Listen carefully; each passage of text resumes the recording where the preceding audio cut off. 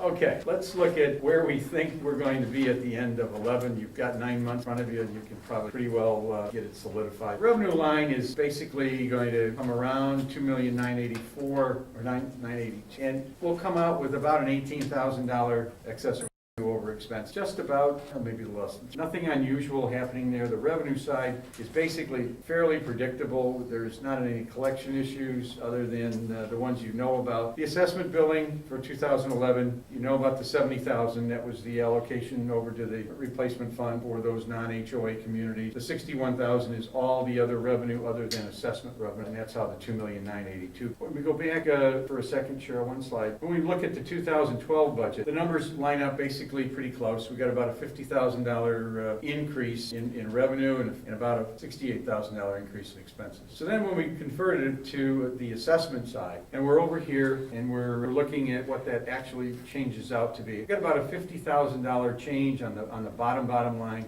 But the line that affects everybody is obviously the assessment. And it comes out to be about 2%. And that just happens to be pretty close to where some of the operating expense, especially payroll, is moving. We'll go through the expenses next and we'll show you how that funnels up. In this comp and benefit area, as I've said in the past, this line item is substantially 50% of what the total is. We basically have 37 employees. We're going to grow by 1 employee in 2012. We're going to grow by a vacancy factor for those FTEs we added in grounds that were not hired until April 1st. And there's a 2% wage adjustment that's in this line. This year in that line also is health insurance. Health insurance, we were fortunate. Premium health increase from the health insurance carrier, Blue Cross Blue Shield, was only 2%, which probably is the lowest I've seen in probably 5 years. Last year we rearranged how much the employee shares, so we didn't change that relationship this year. And so the 2% increase was totally absorbed for all practical purposes by the company.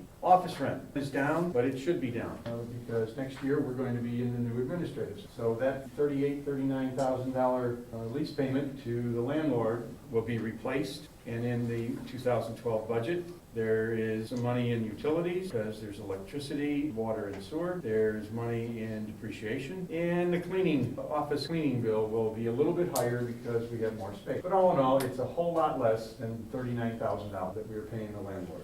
Operating maintenance supplies going down a little bit, drastic, but nothing in here. Programs that George has outlined in the past. George continued to replace his plant and so forth. So I don't think there's anything growing. Outside services, we have a couple things that we're doing this coming year that are different. George and his team have decided to outsource the cleaning of all the gutters. Is that the right word? Or alley gutters. Curbs. We tried to do it in-house, but that was sporadic. This outside firm that George found is actually going to use our lake water to clean those valley gutters. So we were using Bonita Springs utility water. There's some economies in this process, but we're hopeful to get our arms around that issue to improve the appearance of the overall. The insurance line has grown by about $2,500 for the sole reason of the administrator. That building has to be insured, even though we've got proper construction going on and it's have hurricane windows and all that good stuff. It still needs to be protected, and that's the additional premium, about $2,500. And there's a slight increase in the overall general liability to make up the extra $1,000. Other than that, there isn't any really significant changes going on in this community. We don't have any joint costs. You have any other little additions that are coming up pretty well attained.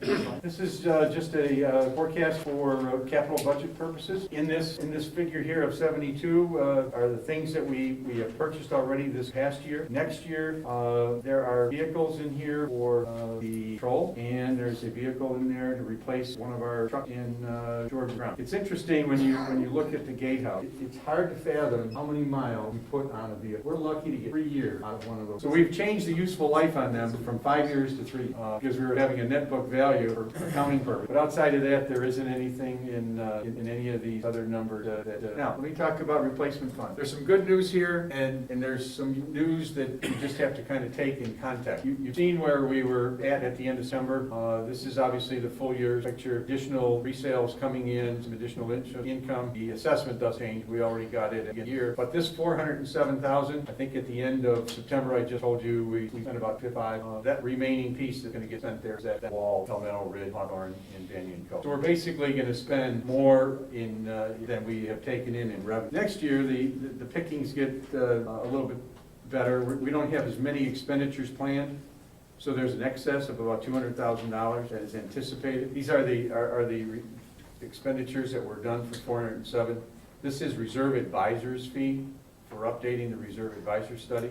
You can read those yourself if you know where they're at. Next year, we have some revisions to the gatehouses, irrigation, and some asphalt repairs. And this little perimeter wall expenditure is the wall that is on I-75 near Ocana.